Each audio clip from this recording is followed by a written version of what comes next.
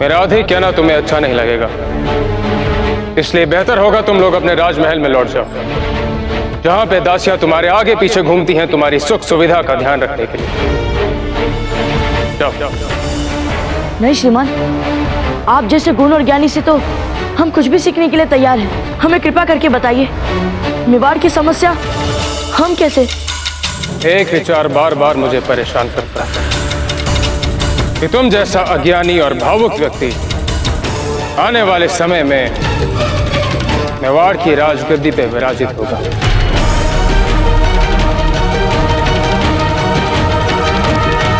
ये बच्चा जो गुफा में फंस गया था, यदि बालक शक्ति ने मुझे ना बुलाया होता और मैं समय रहता यहाँ ना पहुंचा होता तो संभव था तुम्हारे दल के इस सदस्य के प्राण निकल गए होते। किस प्रकार के लापरवाह नेता हो तुम। हम इन गुफाओं में पहली बार आए श्रीमान, हमें इतना कुछ नहीं पता था। राजा के बेटे हो, राजगद्दी पे हक है तुम्हारा, राजा भी बन जाओगे। अगर किस प्रकार के राजा, जिस प्रकार तुम गुफा के बारे में कुछ नहीं जानते, साथ ही मरते हैं तो मरे, उसी प्रकार प्रजा मरती है तो मरे। कैसा होगा वो राजपाट और कैसे होगे राजा तुम? हैं इन प्रश्नों के उत्तर तुम्हारे पास? नहीं, क्योंकि तुमने कभी इनके बारे में सोचा नहीं। मगर मैं जानता हूं, अज्ञानी, भावुक, ईर्ष्यालु, अहंकारी राजा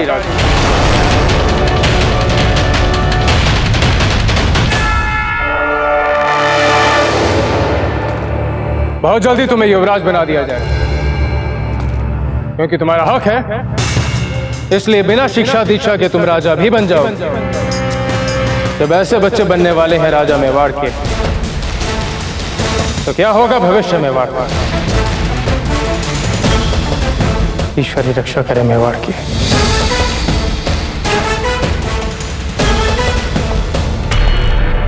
तुम जैसे को तो कभी मैं अपना शिष्य ना बनाऊं।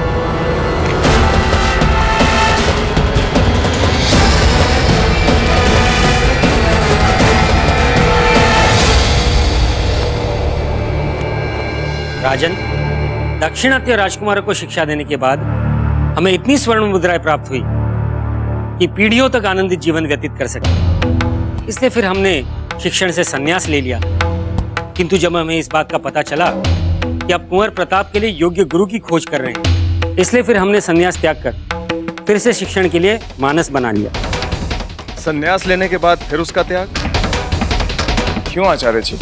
ऐसा इसलिए राजन कि जैसे आपको योग्य गुरु की खोज रहती है ना, उसी तरह से हमें योग्य शिष्य की खोज रहती है। ऐसा शिष्य जो हमसे ज्ञान प्राप्त करने के बाद जब इतिहास में गौरव और कीर्ति से अमर हो, तो उसके साथ साथ हम भी इतिहास में अपना छोटा सा स्थान प्राप्त कर लें। आचार्य जी, आपने हमारे पुत्र के बारे में इतनी अच्छी अच्छी बातें कही, हम आपके मन से आभारी। आप सभी आचार्य राजमहल में आके राजमहल का जो मान सम्मान बढ़ाए, उसके लिए मैं मेवाड़नाथ की ओर से आप सभी का हार्दिक अभिनंदन करता हूं।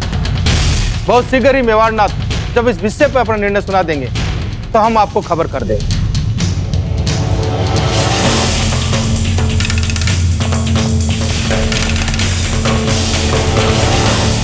हुकुम, किन्हें चुना आपने कुंवर प्रताप और बाकी राजकुमारों के लिए? किसी को नहीं। परंतु हुकुम, ये राजपूताने के ही नहीं, सारे भारत के सर्वश्रेष्ठ आचार्य हैं। आप सच कह रहे हैं, पर इनकी ख्याति कुंवर प्रताप को बांध नहीं पाएगी।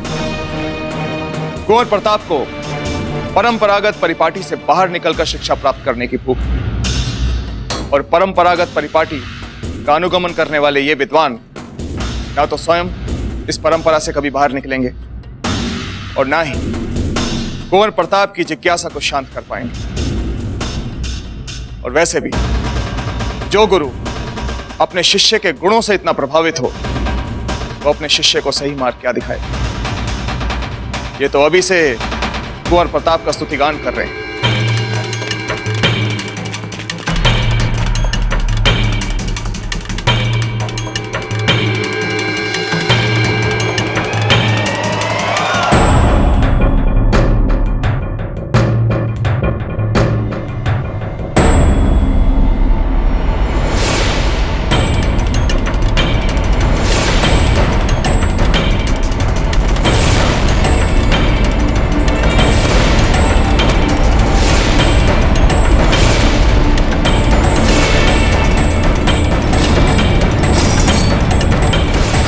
कि अतीत की भांति भविष्य में भी जब हमारी मातृभूमि के लिए कुछ करने का समय आएगा तो आप अपना सर्वस्व लुटाने वालों की पंक्ति में अग्रणी होंगे।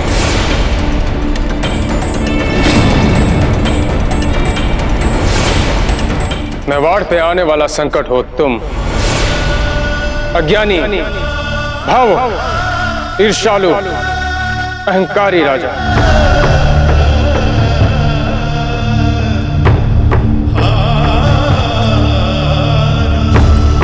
भावजीराज, लीजिए, आप यहाँ हैं और वहाँ रानी मासा पूरे महल में आपको ढूंढ रही है। गिरजा जी, आप रानी माँ से जाके कह दीजिए हम उनसे कुछ देर बाद मिलते हैं। पर भावजीराज, खाने के समय पधार जाइएगा, क्योंकि छोटी मासा ने राज रसोइये से कहकर आपके मनपसंद पकवान बनवाए हैं और काफी देर से आपने कुछ खाया भी नहीं है। हमें भूख नहीं है अभी। ऐसा क्यों कुंवर प्रताप? आपको भूख नहीं है? आप कुछ खाना क्यों नहीं चाहते?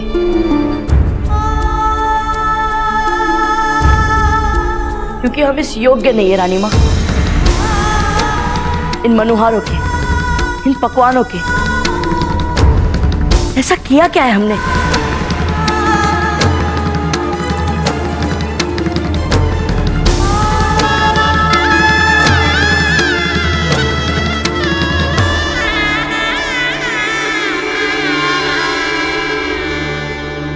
क्या हुआ? क्या बात है बेटा? हुआ ये है रानी माँ, सब लोग हमसे झूठ बोलते हैं। साजीराज, दरबारी, छोटी माँ, लोहार, हमारे मित्र, सब लोग कहते हैं कि प्रताप आप महान हैं, प्रताप आप सर्वश्रेष्ठ हैं, प्रताप आप ही जो आने वाले कल में मेवाड़ के भविष्य। सब झूठ, सब झूठ।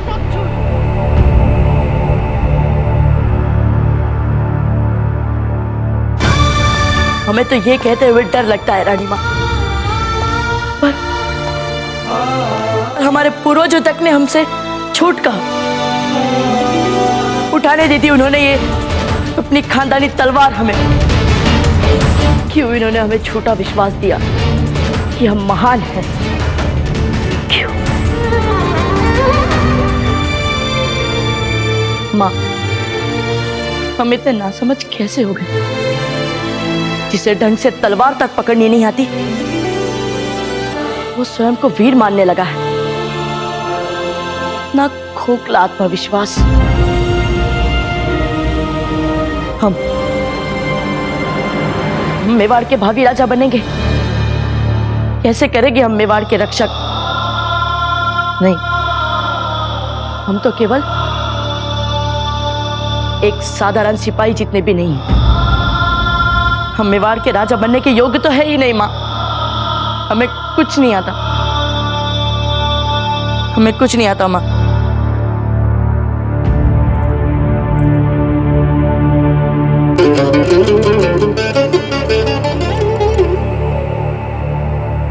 कोई भी सफलता अंतिम सफलता नहीं होती और ना ही कोई असफलता किसी यात्रा का अंत। आप बार बार वही भूल दोहरा रहे हैं।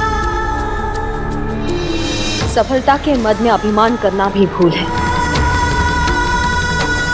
और असफलता के दुख में एकदम से निराश होना भी भूल है। तो फिर हम क्या करें रानी माँ? जो सच है उससे आंख मिलाना सीखी। साहस से आगे बढ़ोगे तो जीत भी आपको कुछ सिखाएगी और हार भी आपको कुछ सिखाएगी।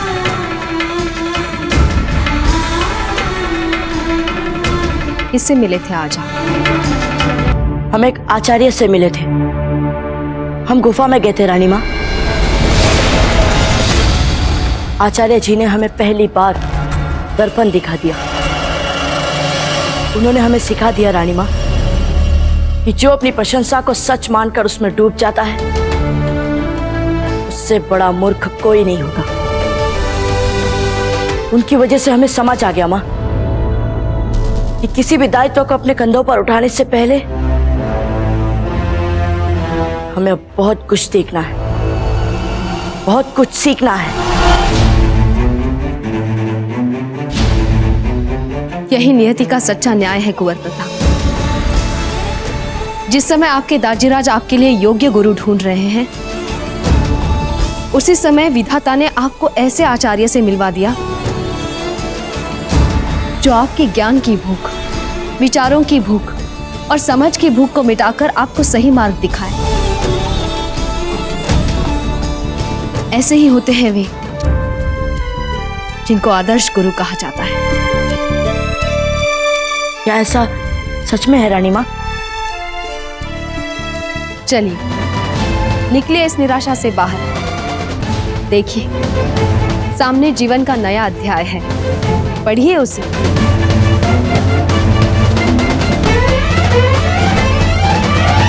राणा जी, घनी खम्मा, हमें लगता है कुंवर प्रताप अपने आदर्श गुरु से मिल चुके हैं। अपनी पहली छोटी सी भेंट में ही इन गुरुवर ने कुंवर प्रताप को जीवन की सबसे बड़ी शिक्षा दे डाली है। अब समस्या बस इतनी है कि कुंवर प्रताप को न तो इनका नाम पता है और न ही निवास। आप उन्हें ढूंढ ले तो ये आचार्य प्रताप के लिए सर्वथा योग्य गुरु साबित हो सकते हैं। सुरतन सिंह जी, हुक्म। अब हमें आचार्य खोजने की कोई आवश्यकता नहीं। रावत जी से कहिए कि हम उनसे मिलना चाहते हैं। उन्हें हमारे लिए किसी को खोजना है। हुक्म। चाहिए। सारी तैयारियां हो गई है ना?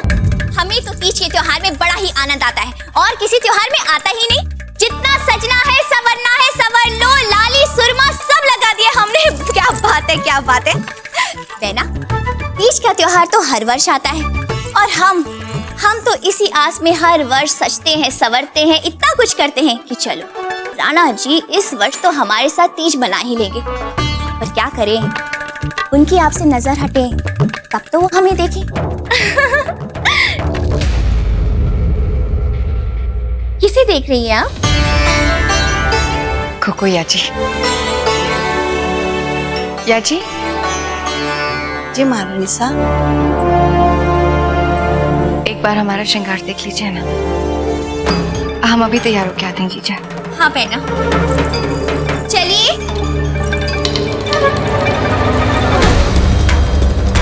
याची, आचार्य वाली बात आगे बढ़ी। मेवाड़नाथ कई आचार्यों से मिल चुके थे, पर अब तक किसी का चुनाव नहीं किया है उन्होंने। जीजा ने प्रताप को युवराज घोषित करने से पहले उनकी किसी योग्य गुरु से शिक्षा वाली बात रखकर अनजाने में हमारी सहायता की है। अब हमें आगे क्या करना है सोचने का समय मिल गया है। कोई हमसे पूछे ना याची, आचार्य मिलने में जितना समय लगेगा उतना ही लाभ होगा हमारा। महारानी जयवंता बाई पधार रही हैं।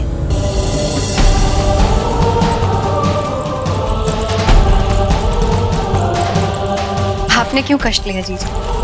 हमने कहा था ना कि तीज की सारी तैयारियां हम और सज्जा जीजा कर लेंगे। हमें आप पर पूरा भरोसा है बेना। हम यहाँ इसलिए नहीं, किसी और काम से आए। बेना सज्जा, हम खास आपको ये बताने आए हैं कि हमारे राजकुमारों के लिए योग्य गुरु का चुनाव हो गया है। अरे वाह जीजा, ये तो बड़ा ही अच्छा समाचार दिया आपने इस शुभ अवसर पर वे है कौन और कब से देना शुरू कर रहे हैं वो शिक्षा हमारे पुत्रों को? कौन है ये तो हमें भी नहीं पता चला, पर चुनाव हो गया है, ये है महत्वपूर्ण बात। हमें तो इस बात का भी संतोष है कि कुंवर प्रताप अब समझदारी के साथ साथ अपना बचाव करना भी सीख जाएंगे। बिल्कुल जीजा, बहुत आनंद हुआ हमें ये सब सुन के। हम चलते हैं।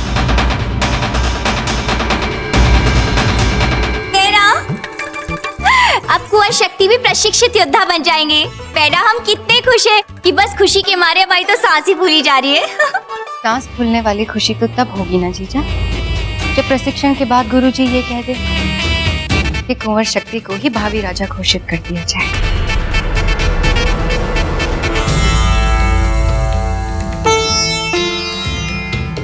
ये कैसी बातें कर रही हैं बहना? आप हमारे साथ परिहास कर रही हैं। परिहास?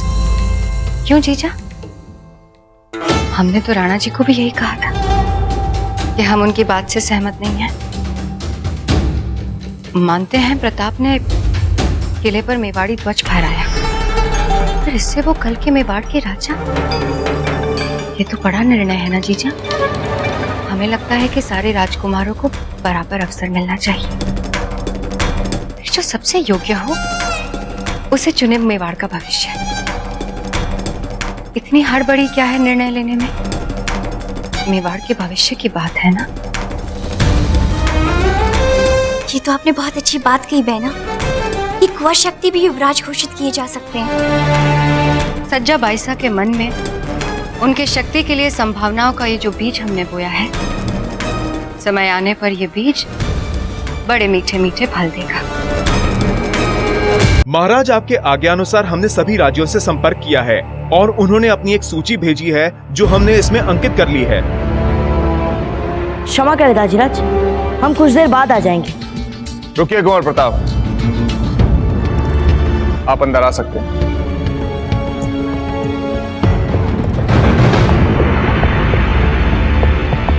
सुल्तान सिंह जी,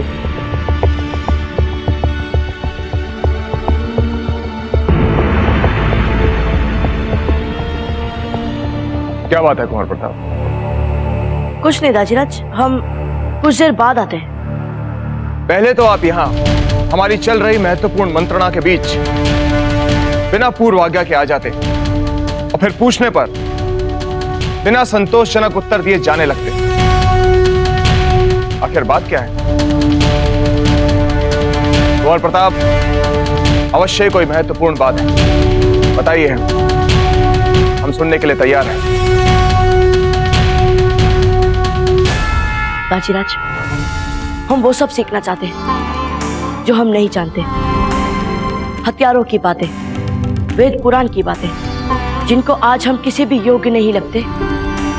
कठिन परिश्रम से हम उनके मन में भी अपने लिए स्थान बना लेंगे दाजीराज।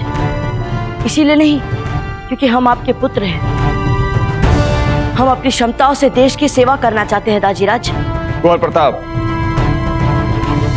शीघ्र ही आपको यह सब जो आप जानना चाहते हैं, जो आप सीखना चाहते हैं, सीखने का अवसर मिलेगा। हरी खम्मा राणा जी। आइए रावत जी।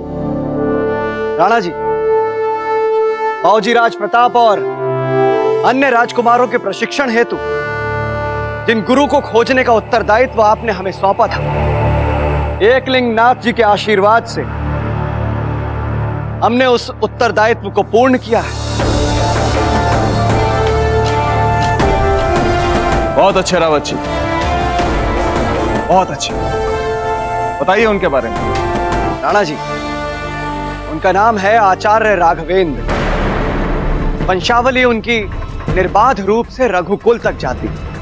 वेद पुराणों के प्रचंड ज्ञाता, सभी तरह के अस्त्र शस्त्रों को संचालित करने में पारंगत होने के साथ साथ वो धनुर्विद्या के भी ज्ञाता हैं।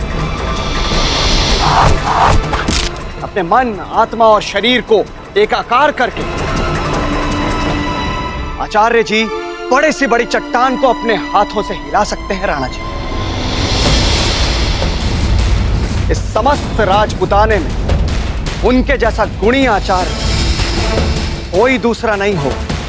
रावत जी, राजपुताने के इतने गुणी आचार्य के बारे में आज तक हमने सुना क्यों नहीं? वो इसलिए राणा जी क्योंकि आचार्य राघवेंद्र सदैव जंगलों और गुफाओं में ही रहते हैं। और हाँ, अपने शिष्य का चयन वो स्वयं करते हैं। जब ऐसे बच्चे बनने वाले हैं राजा मेवाड़ के, तो क्या होगा भविष्य मेवाड़ में? तुम जैसे को तो कभी मैं अपना शिष्य न बनाऊं।